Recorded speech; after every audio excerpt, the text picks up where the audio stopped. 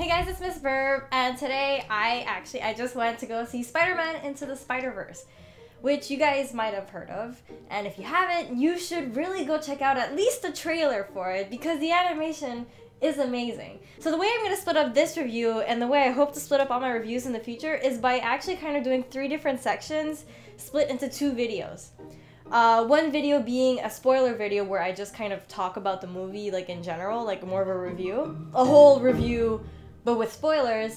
And the other video, which I'm gonna start with right now, which is the first video I'm gonna record, is the no spoiler review, then just like a premise review where I actually do talk a little bit about the movie without trying to spoil what happens in the end. First of all, just for no spoilers at all, if you want to go see the movie, I highly recommend you do go see it. I personally didn't enjoy it as much as I thought I was going to, because the reviews right now on like Rotten Tomatoes, they're like really good and stuff and everybody loves it. I don't feel like it's that good. The animation is really fun. The way the movie looks is really fun. The different things that they do with it is like very creative, and it's not an entirely predictable movie, but I think that it kind of gets muddled. I watched it with my dad and he was just, well, he was confused and stuff, and I was just kind of like, okay. Not all the parts of the movies hit with me, so I think, like, yes, go see it. The design of the characters are fun, and like the fight scenes are like, the final fight looks really good. And there were like a couple surprises sprinkled in, and so the story jumps a lot, and sometimes the story jumps in a way that like is unexpected, and I like, oh, okay, like, you know, this is good, this is cool. And then other times just kind of like, yeah, okay, I kind of see where this is going, you know, that kind of feeling. So overall, yes, go check it out. Okay, so for those of you who want a little bit more to the story, so the story basically starts out, Miles, he's going to a new school. Like, we've all seen this before. He's going to new school. The thing is that they kind of change it up a bit, because it's actually, he's not changing cities or anything, so he already knows the city. He's just changing schools to go to a higher education schools because his dad wants him to. It's kind of different in a certain way because of that, because it's more of like his parents' expectations and the pressure, and the way he handles it is a little bit different too. But if not, it kind of also falls a little bit into the trope of, you know, haha, new kid. Of course, he gets his spider powers and it turns into a puberty joke. So basically, Kingpin, or Wilson Fisk, he has this machine, breaks time and space, so then Spider-Man is trying to stop him. And then because of like the machine and the invention, all the dimensions, they kind of collide, so that's why there's like multiple versions of Spider-Man. And then Miles gets bit, because of course he does. So the movie is about them trying to stop the machine. So they embark on this quest where they have to stop like Fisk's machine, and Miles, he wants to learn how to be like, you know, he wants to be a hero. And Miles, he has to become like the next Spider-Man, and it's, you know, it's, I don't wanna like give away too much, but that's it. It's a very basic premise, very basic storyline. So because there are multiple dimensions, there's so many different things that can happen, which the animation style takes advantage of by like, it can introduce whatever it wants, whenever it wants. They do so many comic book style things that's like interesting to see. You don't typically see this in an animated movie. Most of the time you just see like the Toy Story version, where it's just like really nice animation instead of live action.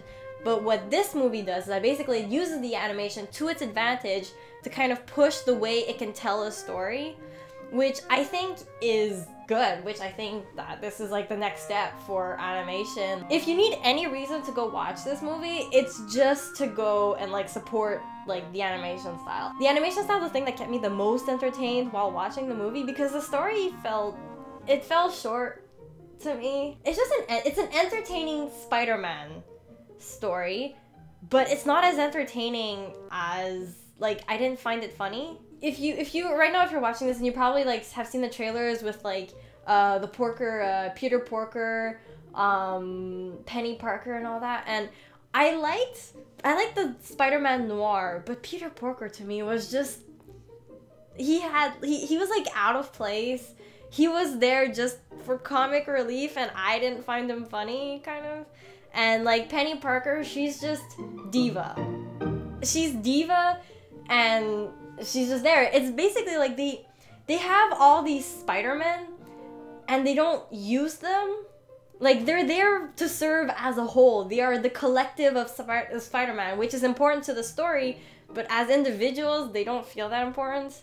And there's only like 6 of them, so you know all of them. It's not like they're like Easter eggs where if there was like a bajillion of them, but no, there's only 6, so you pay attention to those 6, and they're not interesting enough. Like, they don't get that many lines. Like, the story is mainly focused on like the adult one that you see in like the trailers and Gwen Stacy. The other ones, they aren't as interesting and as developed.